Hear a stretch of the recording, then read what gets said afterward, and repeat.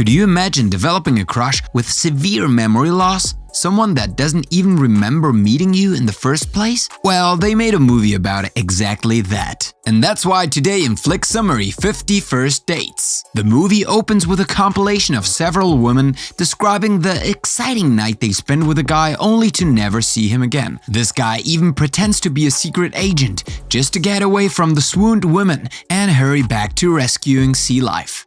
Why didn't you tell me you were a secret agent? Can you guess who that might be? That's right, Henry Roth. When he's not busy getting his way with the ladies, Henry hangs out with his dear friend Ulla. Ulla, who has been bitten by a shark, is getting stitches from his vet friend Henry. Worry not though, he is very much okay. The two friends constantly joke around, tease each other and discuss their adventures in the magical island of Hawaii. Knowing just how Henry works, Ulla tells Henry that someday one girl will manage to tie him down, keeping him steady as his dreams to go on a boat trip to Alaska vanish right before his eyes. Why are you the way that you are? Right then and there, Henry's assistant, Alexa, calls for Henry a Joko. One of his walruses is apparently not feeling too well. They manage to get Joko the seal back to health, but not before one minor mishap. Not too long after the vomiting walrus situation, Henry apparently managed to work up an appetite and headed to a small diner to get some breakfast. There he meets the friendly owner and the cook, who gladly welcome Henry into the restaurant. Just as he orders some eggs and spam, Henry spots a particular girl who is making a volcano out of her waffles. Compelled by her magnetizing and waffle-building nature, he doesn't approach her? However, he plans on heading to the diner the next day in hopes of finding her again. Much to our man's luck, that particular girl is very much there, building a house out of her waffles. Feeling confident, Henry approaches her and adds a little door to her house. The girl Lucy introduces herself and invites Henry to sit with her. You're dead. You crazy son of a bitch, you're dead. After a long-winded conversation about Henry's fingers smelling like fish, the pair spent the morning together and getting to know one another. Henry is completely captivated and enamored by Lucy as they talk further and further. Unfortunately, Lucy has to cut their time short as she had to get a pineapple for her dad's birthday. Tradition apparently. Just before they're about to head their separate ways, they agree to meet each other same time, same place the following morning. Lucy doesn't leave Henry's mind at all during the day as he fantasizes about kissing her while playing golf with Ulla. He refuses to fall for a local girl, just as Ulla predicted, and remains stuck in Hawaii, which doesn't sound too bad to be honest. That sounds good. In an attempt to get Lucy out of his mind, he goes on a date with a rather intense girl that only furthers his crush with Lucy. I told you not to go in that house. He leaves the date without much explanation and prepares himself for his second date with Lucy the next morning. Back at the diner, Henry meets Lucy once again and excitedly approaches her with his fishing-smelling fingers. This time around, however, Lucy is very much offended and appalled over Henry's comments and claims she has never even met him. I don't even know who you are. What happened? Things were going so well. Immediately, Sue, the restaurant owner, pulls Henry aside and explains the whole situation. As it turns out, the year before, Lucy went pineapple picking with her father for his birthday when tragedy struck. In an attempt of avoiding a cow in the middle of the road, her dad swerved almost violently, landing himself a few broken ribs and Lucy a devastating head injury, causing her to lose her short-term memory.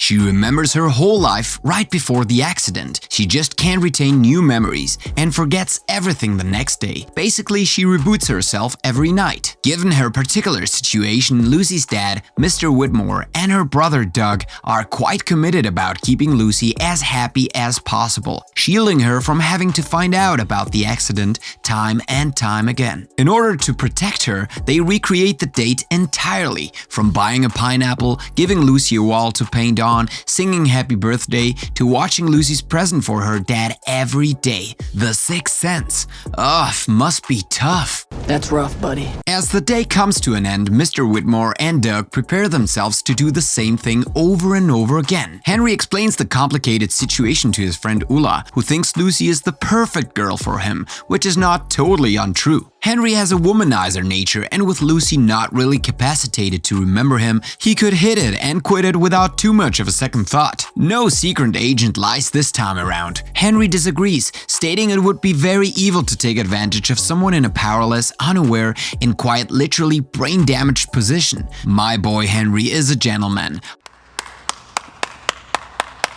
Hard to come by these days. Henry wanted to continue to spend time with her either way, and once again returns to the restaurant. Once there, the cook warns Henry to not continue playing Casanova with a brain-damaged girl who will reject him anyway. Confident about his charming moves, Henry bets $20 he can flirt his way into buying her breakfast. Unaware of the situation, Lucy idly sits on her booth, building another one of her waffle houses. I'm sure she must have built a little city by now. Henry recreates the very move that charmed Lucy for the first time. This time around, she doesn't react the way Henry had hoped for. Oh, are you from a country where it's okay to stick your fingers all over someone else's food? He miserably fails time and time again, until he even has to humiliate himself in order to gain Lucy's sympathy, as he pretends to not know how to… Ready? Is it something that I can help you with? I just can't read. You gotta be kidding me. After witnessing Henry's antics with Lucy time after time, Sue decides to call Mr. Whitmore to fill him in about what's been happening in her restaurant. Henry hurries to Lucy's place, but Mr. Whitmore and Doug are quick to deny him access. They ask him to stop trying to get with Lucy, as she would be incapable of remembering him the next day, let alone have a normal relationship. He apologizes to the family and finally leaves Lucy alone. Love doesn't always end well. Roll the credits. Just kidding. Henry is still adamant about conquering Lucy and continues his silly antiques with a girl he has started to fall for. Sometimes the silly antiques work. You can't believe you fell for that. Other times they really don't. Oh my god. Oh! On one particular situation, Henry even asks for Ula's help, but that also doesn't turn out the way he intended to. Holy! Whoa! Yeah, that's right.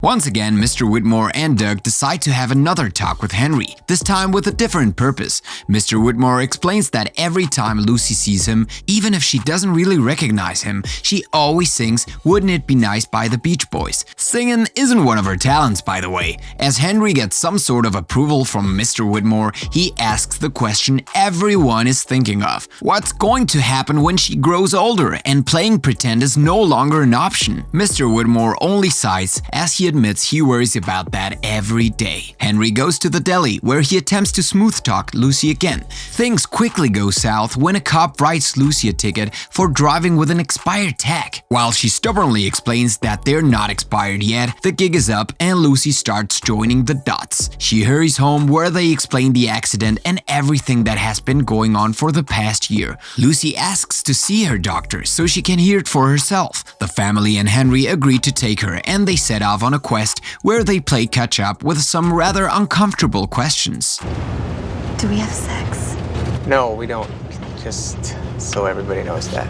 Once they arrive at a hospital, Lucy's doctor kindly explains the details of her condition, adding that this wasn't the first time they had met in a rush. The doctor also tells her that her case isn't the worst he has seen. He leads the group to meet the strangest amnesiac in the hospital. 10 seconds, Tom.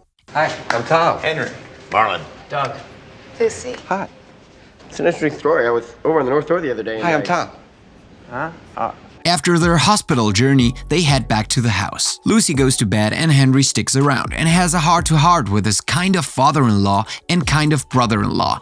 Just as he leaves, he has an idea about to make things easier for himself, the family, and Lucy. I have a plan. The next day, Henry arrives to Lucy with a bouquet of lilies and a videotape titled "Good Morning, Lucy," which explains the accident in an easier and lighthearted manner. Henry goes into detail about the sacrifices her father and brother have made just to keep her safe. He fills her in about their relationship and how they've been basically dating for some time now. She laughs and cries while watching the video, taking the news a whole lot better than the day before. The couple goes on a date and Lucy gets up to speed about what's been happening with her friends. Things start getting serious between the two as they share their first kiss over and over again. There's nothing like a first kiss. Nothing beats a first kiss. Nothing beats a first.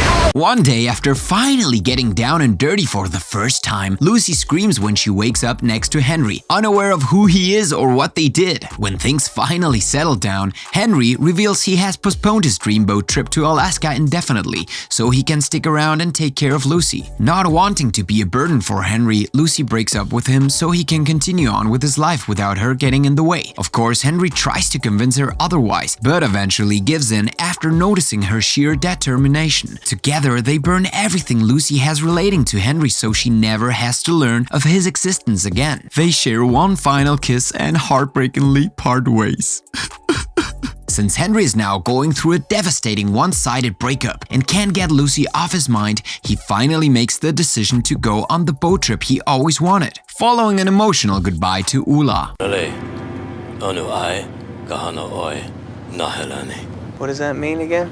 Bring me back a t-shirt. Just before Henry sets off, Mr. Whitmore and Doug pay him a visit and bring some presents along with them, including a CD. Yes, they had those back then, with Wouldn't It Be Nice by the Beach Boys on it. Of course, this happens immediately after. How nice of that man to give me a CD that will remind me of all the wonderful times I shared with his daughter. What an asshole! While she cries, he remembers how Lucy only sang when she met him and deduces that she remembers him. He turns the ship around and runs his way back to Lucy. Once he finds her, he asks if she remembers him, but sadly for our boy Henry, she doesn't. Lucy takes Henry to her painting studio, which seems to indicate some part of her does remember him, as it is filled with portraits of him. Henry tells Lucy that she is the girl of his dreams and manages to convince her to come back to him. Sometime later, Lucy wakes up and finds the Good Morning Lucy tape right beside her. Once again, Henry tells her about the accident through the tape and fills her in about what has happened since. On this version of the tape, Henry updates her with videos of their wedding. Lucy cracks open the curtains and it's revealed that they are now in Alaska on Henry's boat. As she meets Henry once again, he introduces her to their toddler daughter. Overwhelmed, she cries as she hugs her daughter and kisses Henry. Literally the most beautiful and moving thing that I have ever heard. And now for real, roll the credits. And that's all for today. Let us know what you thought of this movie, and as always, don't forget to subscribe, like this video and share it with your friends. See you next time.